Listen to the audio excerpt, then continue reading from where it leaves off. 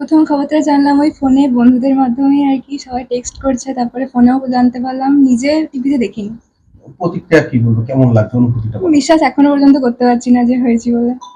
এতটা ভালো রেজাল্ট হবে আশা করেছিলে? একদমই না। এছাড়া মানে ভালো রেজাল্ট হবে আশা করেছিলাম, কিন্তু র্যাঙ্ক বা এত বেশিটা আশা করিনি। পড়াশোনা কেমন ভাবে করতে? পড়াশোনা যেমন টিউশন করতাম, মানে প্রতিটা সাবজেক্টেরই টিউশন ছিল। ওই টিউশনে স্যাররা যেরকম পড়াতেন সেটা পড়তাম, যেটা বুঝতে পারতাম না বাড়িতে এসে নিজেই পড়তাম, ব্যাস এরকমই ছিল। দিনে কত ঘন্টা পড়াশোনা করতে?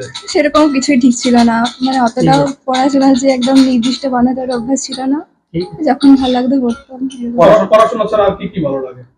পড়াশোনা ছাড়া তো এই 2 বছর তো আর অন্য কিছুই করা হয়নি সেরকম ভাবে। ব্যাস এরকম আগে আঁকতাম, ছবি আঁকা বা স্কুলে বিভিন্ন ধরনের কাজকর্ম, মানে বিভিন্ন মানে গান বা এরকম করতাম। এখন তো আর করতাম। আগামী দিনে অ্যাম্বিশন কি রয়েছে তোমার, কি হতে চাও?